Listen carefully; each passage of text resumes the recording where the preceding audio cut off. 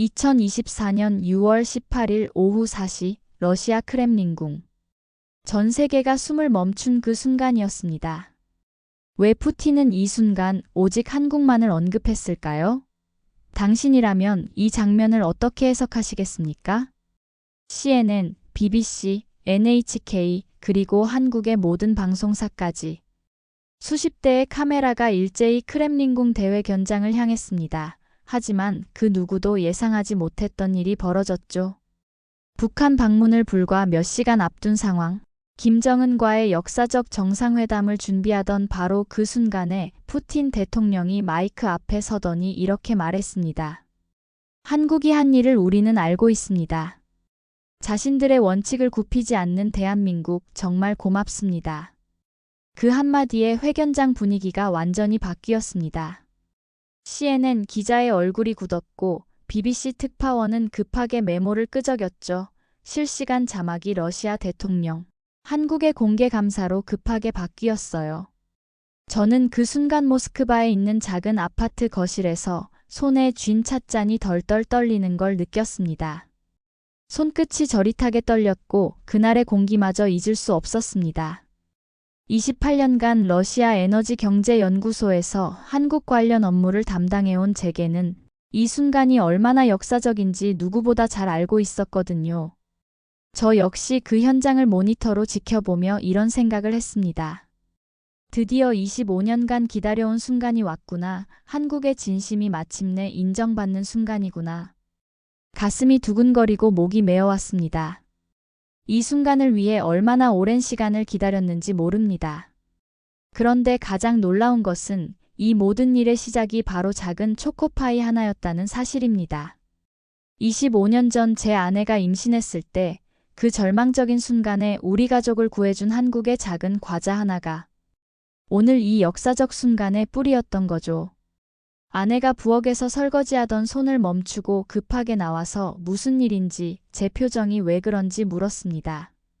저는 그저 떨리는 목소리로 푸틴이 한국에게 고마움을 표했다고, 전 세계 앞에서 북한 가기 직전에 그런 발언을 했다고 설명했어요.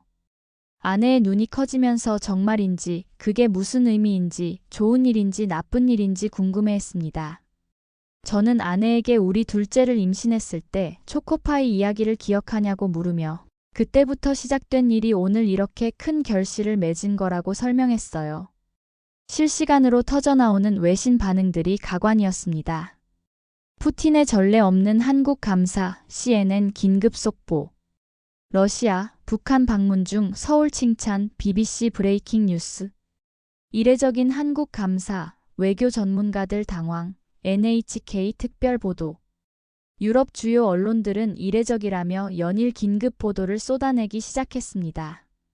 프랑스 AFP 통신은 푸틴의 예상치 못한 한국 카드, 독일 DPA 통신은 러시아의 아시아 전략 변화, 이탈리아 ANSA는 크렘린의 놀라운 발언이라고 타전했어요. 로이터 통신은 푸틴, 북한 방문 전에 한국에 감사라는 제목으로 전 세계에 속보를 전했고, 블룸버그는 러시아의 한반도 정책 재검토라는 분석 기사를 내놨습니다. 하지만 그보다 더 충격적인 것은 푸틴이 이 말을 하기 직전까지 북한으로 향하고 있었다는 사실이었습니다. 김정은과의 정상회담을 불과 몇 시간 앞둔 상황에서 한국을 언급한다는 것, 이것은 단순한 외교 발언이 아니었어요. 일반적으로 북한을 방문하는 외국 정상들은 한국에 대해 언급을 피하거나 중립적 입장을 취합니다. 하지만 푸틴은 정반대였어요. 오히려 한국에 대한 고마움을 공개적으로 표현한 겁니다.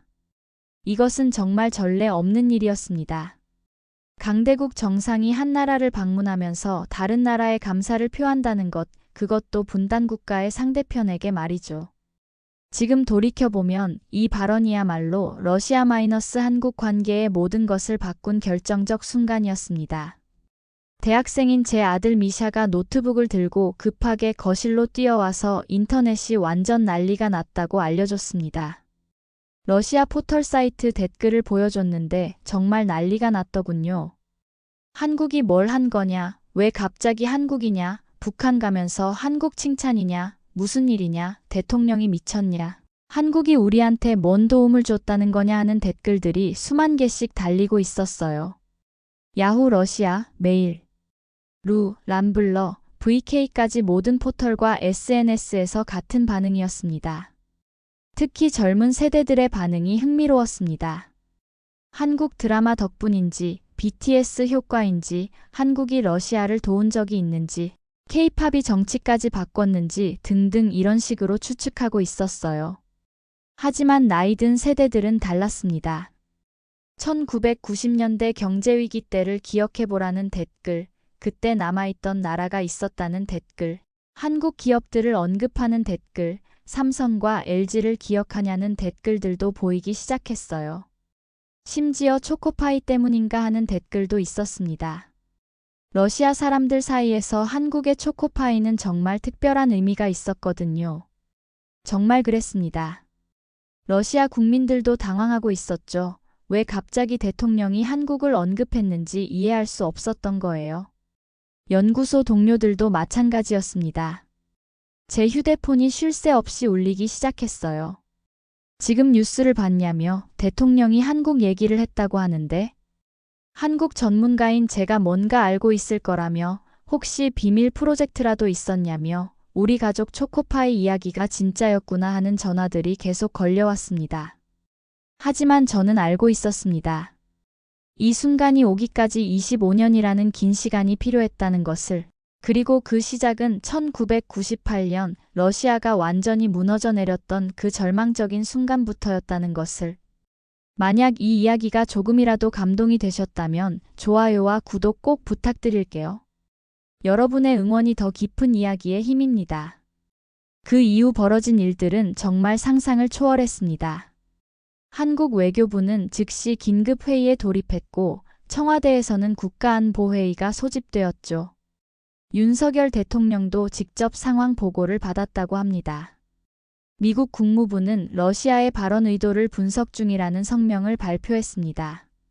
백악관 관계자는 한국과 러시아의 관계 발전을 주의 깊게 지켜보고 있다고 말했어요. 워싱턴 포스트는 푸틴의 예상치 못한 한국 카드라는 제목으로 일면에 분석 기사를 냈고 뉴욕타임스는 러시아의 아시아 전략 변화를 다뤘습니다. 월스트리트 저널은 한국의 균형 외교가 성과를 거두고 있다고 평가했고 파이낸셜 타임스는 동북아 지정학의 새로운 변수라고 분석했어요. 워싱턴의 한 외교 전문가는 러시아가 북한 방문 직전에 한국을 언급한 것은 매우 계산된 메시지라고 분석했고 브루킹스 연구소는 한국의 전략적 가치가 재평가되고 있다고 평가했습니다. 가장 당황한 건 일본이었습니다.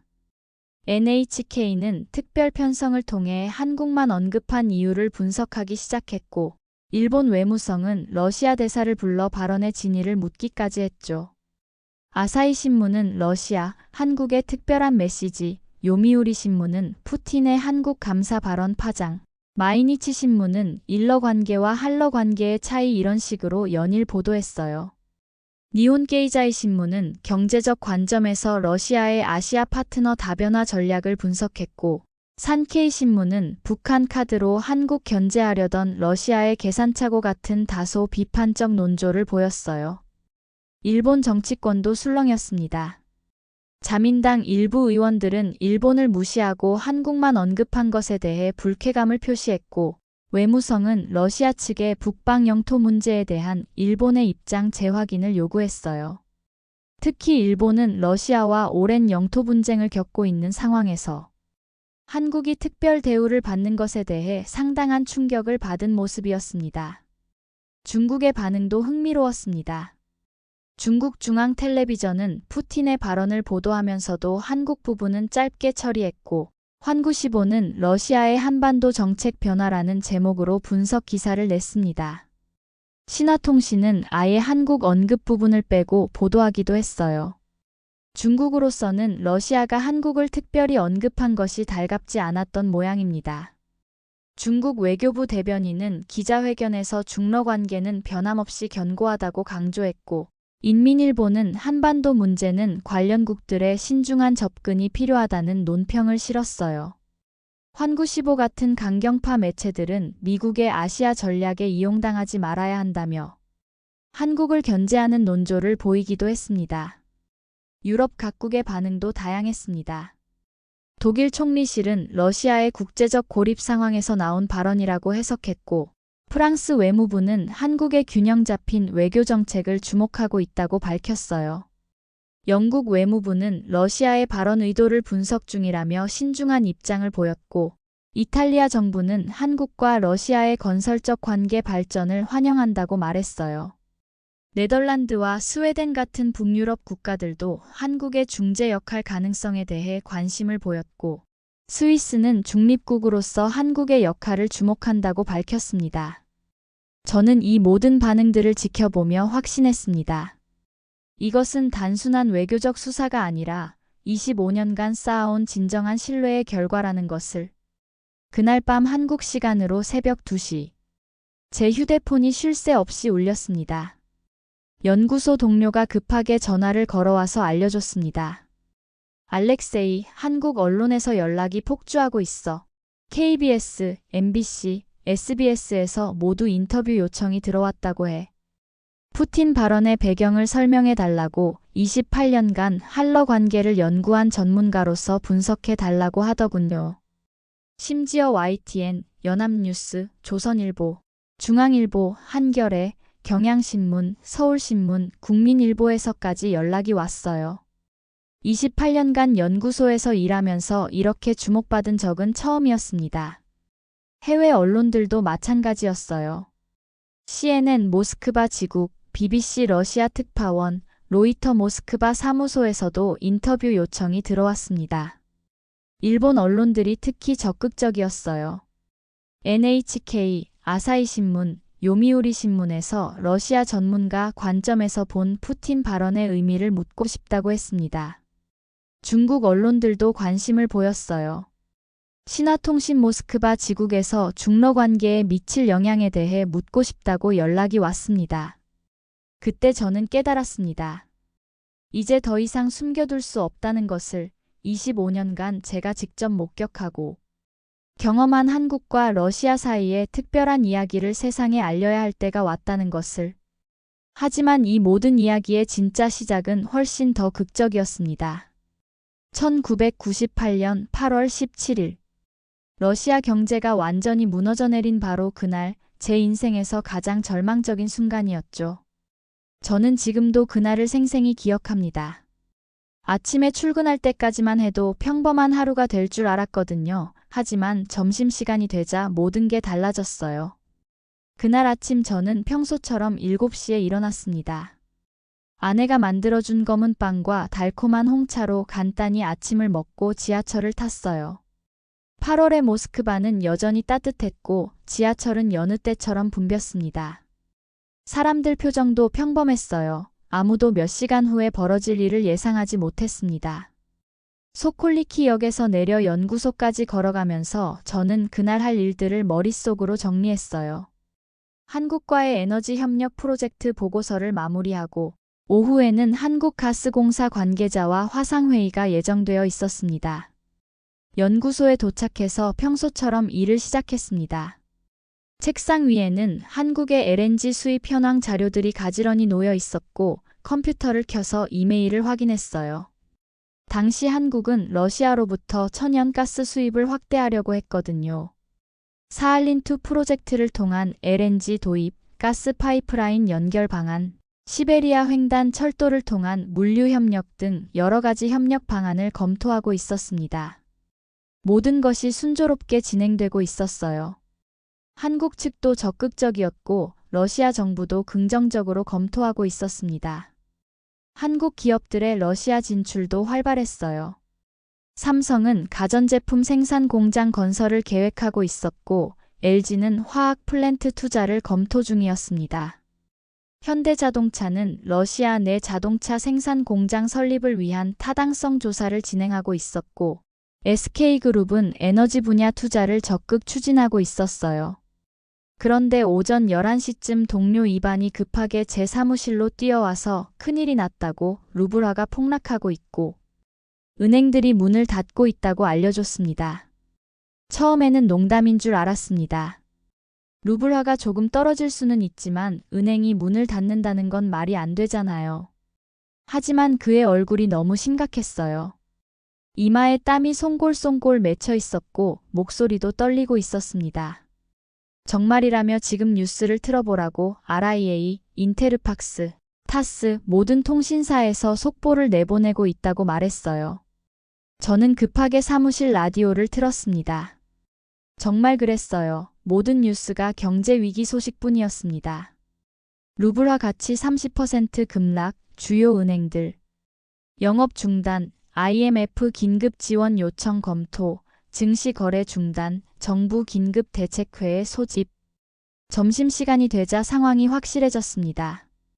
루블화가 하루 사이에 화폐 가치가 3분의 1로 토막났죠. 직장 동료들이 하나둘 은행에 확인 전화를 걸기 시작했는데 대부분 연결조차 되지 않았어요. 연결이 되어도 시스템 점검 중 잠시 후 다시 연락달라는 말뿐이었습니다. 은행 앞에는 사람들이 길게 줄을 섰고 현금 자동 입출금기는 모두 멈춰 섰습니다. 저희 연구소 근처에 있는 스베르방크 지점 앞에도 수백 명이 몰려 있었어요. 사람들의 표정이 정말 절망적이었습니다. 어떤 할머니는 평생 모은 돈이 다 날아갔다며 울고 계셨고 젊은 아버지는 아이 분유값은 어떻게 하나며 한숨을 쉬고 있었어요. 저희 연구소에도 비상령이 떨어졌습니다. 오후 2시에 긴급 전체 회의가 소집되었어요. 연구소장인 볼로딘 박사가 직원들을 모두 모아놓고 모든 프로젝트를 일시 중단한다고 해외 출장은 전면 금지하며 급여 지급도 당분간 어려울 것 같다고 말했습니다. 그리고 덧붙여서 정부 예산이 완전히 바닥났으며 연구소 운영 자체가 어려워질 수도 있다고 설명했어요. 동료들의 얼굴이 하얗게 질렸습니다. 입안이 떨리는 목소리로 급여는 어떻게 되는 건지, 아이들 학비는 어떻게 내야 하는지 물었어요. 연구원 나타샤는 울음을 터뜨리며 지난달 대출받은 아파트는 어떻게 해야 하는지, 은행에서 바로 회수해가는 건 아닌지 걱정했습니다. 경제학자인 드미트리는 이건 단순한 금융위기가 아니라 러시아 경제 시스템 자체가 무너지는 거라고 분석했어요. 모든 사람이 패닉 상태였어요. 28년 동안 연구소에서 일하면서 이런 분위기는 처음이었습니다. 저도 마찬가지였습니다. 갑작스러운 상황에 아무것도 할 수 없었어요. 머릿속이 하얗게 변했고 손이 덜덜 떨렸습니다. 저 역시 그 현장을 직접 겪으며 이런 생각을 했습니다. 이제 정말 끝인 건가? 러시아의 미래는 어떻게 될까? 내 가족은 어떻게 하지? 7살 딸아이는 어떻게 키워야 하나?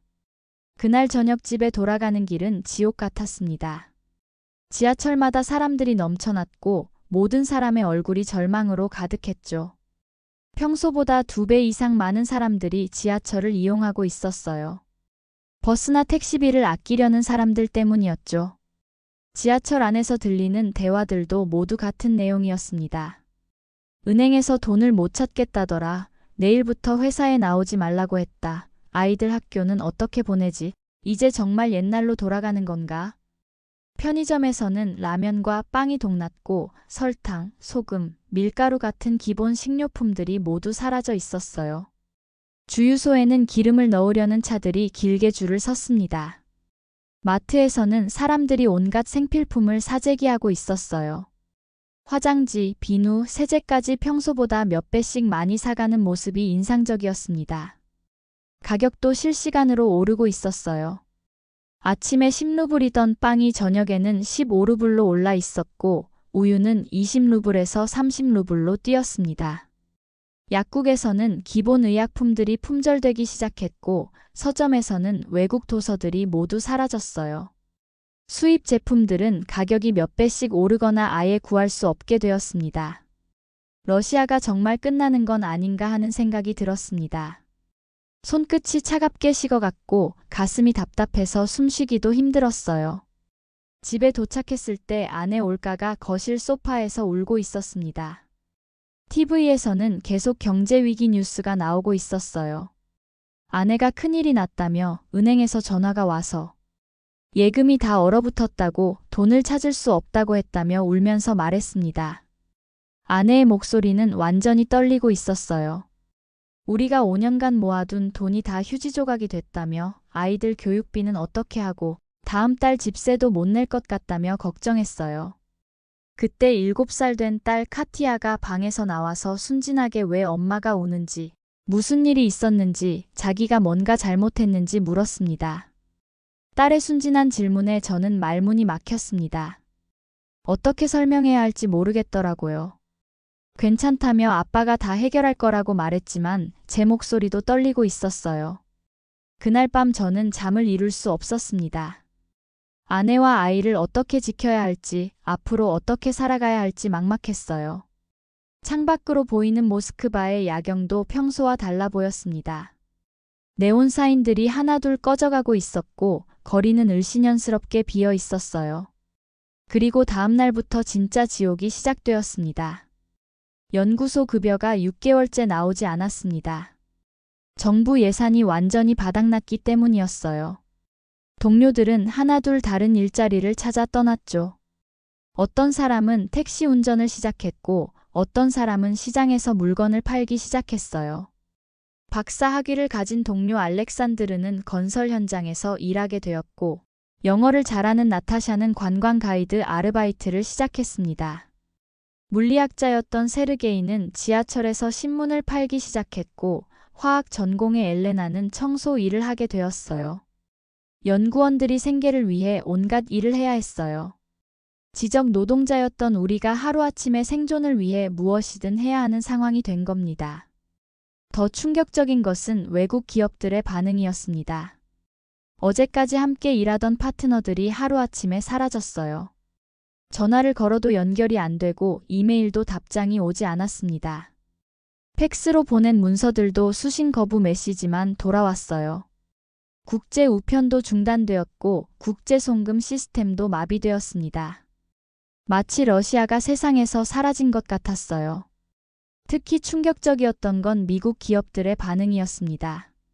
제가 3년간 함께 일해온 엑슨모빌의 존슨 부장과의 마지막 통화가 지금도 생생해요. 미안하다, 알렉세이. 개인적으로는 정말 안타깝지만 우리는 더 이상 러시아에 투자할 수 없어. 리스크가 너무 크다고 본사에서 모든 러시아 프로젝트를 중단하라고 했어. 직원들도 모두 철수시키라는 지시가 내려왔어. 언제 다시 만날 수 있을지 모르겠다. 상황이 안정되면 그때 다시 연락하자. 그 통화를 끊고 나서 저는 허탈했습니다. 3년간 쌓아온 신뢰가 하루아침에 무너진 거였어요. 비즈니스라는 게 결국 이런 거구나. 어려울 때는 누구도 손잡아주지 않는구나. 그런 씁쓸한 생각이 들었습니다. 쉐브론, 코노코필립스, BP, 쉘. 모든 서방 석유 회사들이 줄줄이 철수를 발표했어요. 일본 기업들은 더 냉정했습니다. 도요타 모스크바 지사는 하루아침에 문을 닫았고 소니도 마찬가지였죠. 미쓰비시 상사 모스크바 사무소는 직원들에게 당일 출국 지시를 내렸고 도시바는 모든 계약을 일방적으로 취소했습니다. 파나소닉은 러시아 내 모든 재고를 급하게 처분하고 철수했고 샤프는 서비스 센터까지 폐쇄했어요. 후지필름, 캐논, 니콘까지 모든 일본 기업들이 서둘러 철수했어요. 그들에게 러시아는 그저 돈벌이 수단이었을 뿐이었습니다. 위험해지자 주저없이 등을 돌린 거죠. 어떤 기업은 사무용품까지 가져가면서 떠났어요. 유럽 기업들도 다르지 않았습니다. 독일의 지멘스, 프랑스의 토탈, 영국의 BP까지 모든 회사가 철수 계획을 발표했어요. 네덜란드의 쉘은 사할린 프로젝트에서 완전히 손을 뗐고 이탈리아의 ENI도 모든 투자를 중단했습니다. 독일의 폭스바겐은 러시아 공장 건설 계획을 전면 취소했고 프랑스의 르노도 마찬가지였어요. 심지어 일부 회사들은 직원들의 안전을 이유로 당일 철수를 감행했어요. 러시아는 더 이상 투자할 가치가 없는 나라가 되어버린 겁니다. 국제 신용카드도 사용할 수 없게 되었고 국제 전화도 끊기는 일이 많았어요. 정말 세상과 단절된 느낌이었습니다. 지금 돌이켜보면 바로 그 절망적인 순간이 한국의 진가가 드러나기 시작한 시점이었습니다. 그런데 그 절망적인 상황에서 저는 매일 출근길에 한 가지 이상한 것을 발견했습니다. 다른 모든 나라가 짐을 싸고 떠날 때 딱 한 나라만 남아 있었습니다. 바로 한국이었어요. 처음에는 미처 상황 파악을 못한 것이라고 생각했습니다. 아마 본사에서 지시가 늦게 내려온 거겠지, 곧 떠날 거야. 하지만 며칠이 지나도 한국 기업들은 여전히 자리를 지키고 있었습니다. 삼성 AS 센터의 불은 여전히 켜져 있었고 현대차 대리점도 문을 열고 있었죠. LG전자 매장에서는 오히려 할인 행사를 하고 있었습니다. 경제위기 극복 특가 행사라는 현수막까지 걸어놓고 말이에요. 대우 사무소에서는 직원들이 평소처럼 출근하고 있었어요. 심지어 새로운 직원을 뽑는다는 공고까지 붙어 있었습니다. SK 주유소들도 여전히 운영되고 있었고 금성사지금의 LG 서비스 센터도 정상 운영 중이었어요. 도대체 이해할 수 없는 상황이었습니다. 다른 나라들은 도망가기 바쁜데 한국만은 오히려 사업을 확장하려는 것 같았어요. 주변 러시아 사람들도 궁금해했습니다. 저 한국 사람들은 뭐 하는 건지 다른 나라들은 다 떠났는데 왜 저들만 남아있는지, 돈을 잃을 게 뻔한데 계속 있는 이유가 뭔지, 혹시 상황을 잘못 파악한 건 아닌지, 아니면 본국에서 연락이 안 되는 건지, 한국 사람들이 이상한 건지 아니면 우리가 몰라서 그런 건지 등등 온갖 추측이 나왔어요. 저 역시 그 현장을 직접 목격하며 이런 생각을 했습니다. 한국은 정말 다른 나라구나. 계산이 아니라 다른 무언가로 움직이는 것 같다. 도대체 무엇이 이들을 여기 머물게 하는 걸까? 호기심이 참을 수 없을 정도로 커졌어요. 한국에 대해 연구하는 전문가로서 이런 현상을 그냥 넘어갈 수는 없었습니다. 저는 궁금함을 참을 수 없어서 직접 삼성 모스크바 지사를 찾아갔습니다. 1999년 2월 어느 추운 날이었죠. 그해 겨울은 유난히 추웠어요. 영하 25도까지 내려갔습니다. 눈이 펑펑 내리는 가운데 삼성 건물에 들어서자 여전히 많은 직원들이 일하고 있었습니다. 마치 아무 일도 없었다는 듯이 말이에요. 건물 로비에는 우리가 당신과 함께하겠습니다 라는 영어 슬로건이 걸려 있었고 그 아래 러시아어로 우리는 러시아와 함께합니다 라고 번역되어 있었어요. 접수처에서 한국에서 파견 온 김정수 부장님을 소개받았습니다. 40대 중반의 차분한 인상이었죠. 러시아 에너지 경제연구소에서 왔다고 하니 반갑게 맞아주시면서 우리와 협력하고 있는 연구소라며 잘 알고 있다고 말씀하셨어요. 정중하게 저를 사무실로 안내해 주었어요.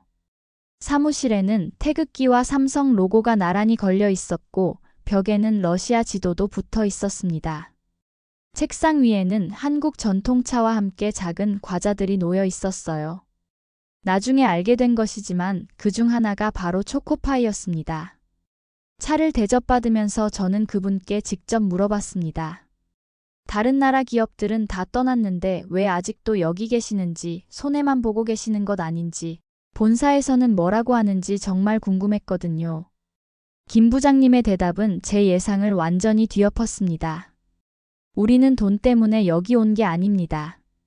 러시아와 함께 미래를 만들어가기 위해 온 거예요. 지금 어렵다고 해서 포기할 수는 없죠. 어려울 때 함께하는 것이 진짜 동반자 아니겠습니까? 그 말을 듣는 순간 저는 가슴이 뭉클해졌습니다. 지금까지 만난 외국인 중에 이런 말을 한 사람은 없었거든요. 모든 사람이 이익을 말할 때 이분은 미래를 이야기했습니다. 모든 사람이 떠날 때 이분은 남겠다고 했어요. 김 부장님은 계속 말했습니다. 러시아 사람들은 성실하고 똑똑합니다. 교육 수준도 높고 기술력도 뛰어나요. 이런 위기는 언젠가 지나갈 거예요. 그때 우리가 함께했다는 것을 기억해 주셨으면 좋겠습니다. 우리는 러시아를 믿습니다. 한국도 어려운 시절이 있었거든요. 1960년대에는 세계에서 가장 가난한 나라 중 하나였어요. 그때 도움을 받았던 기억이 있어요. 이제 우리가 도울 차례라고 생각합니다. 단기적 이익보다는 장기적 신뢰가 더 중요하다고 봅니다. 그리고 김 부장님이 책상 위에 작은 상자를 열어 보여주시더군요. 이것 좀 드셔보세요. 한국에서 가져온 겁니다. 그것이 바로 초코파이였습니다. 당시에는 그저 달콤한 과자 정도로만 생각했죠. 몇 년 후 이 작은 과자가 제 가족을 구하고 나아가 한러 관계의 상징이 될 줄은 몰랐습니다. 지금 돌이켜보면 바로 이 순간이 25년 후 푸틴 대통령의 감사 인사로 이어지는 모든 것의 시작점이었습니다. 그날 집에 돌아가는 길에 저는 많은 생각을 했습니다. 한국이라는 나라는 도대체 어떤 나라일까? 왜 이들만 다른 선택을 하는 걸까? 그리고 그 선택이 과연 옳은 것일까? 김 부장님의 말이 계속 머릿속을 맴돌았어요. 어려울 때 함께하는 것이 진짜 동반자. 그리고 그분이 주신 초코파이의 달콤한 맛도 잊을 수 없었습니다. 절망적인 상황에서 느낀 작은 단맛이었지만 왠지 희망 같은 느낌이 들었어요. 아내 올가에게 그날 있었던 일을 이야기했더니 아내도 감동받은 표정으로 그런 나라가 있다니 정말 고마운 일이며 우리나라 사람들도 그런 마음을 배워야 할 것 같다고 말했어요. 그리고 제가 가져온 초코파이를 보더니 눈이 반짝이면서 정말 맛있다며 달콤하면서도 부드럽다고 감탄했습니다. 답은 몇 년 후에 알게 되었습니다. 한국의 선택이 얼마나 현명했는지, 그리고 그 선택이 어떤 놀라운 결과를 가져왔는지 말입니다. 하지만 그때는 아직 몰랐습니다. 단지 한 가지는 확실했어요. 한국은 정말 다른 나라라는 것, 그리고 그 다름이 우리에게는 희망이 될 수 있다는 것이었습니다. 정말 궁금하다면 지금 바로 구독 버튼을 누르고 알림 설정까지 해주세요.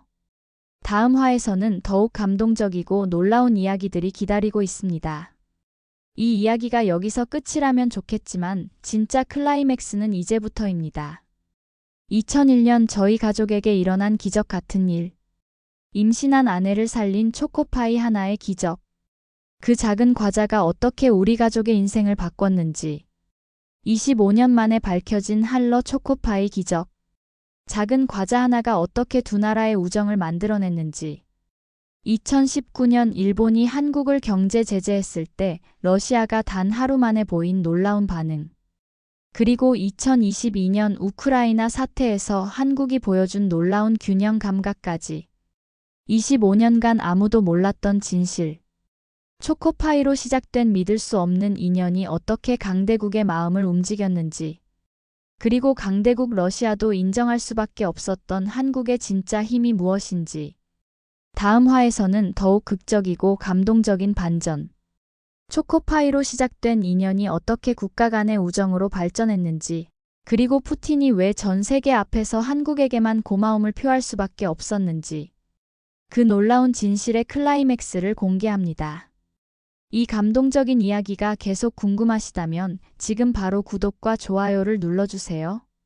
다음 화에서 더욱 놀라운 반전과 감동으로 찾아뵙겠습니다.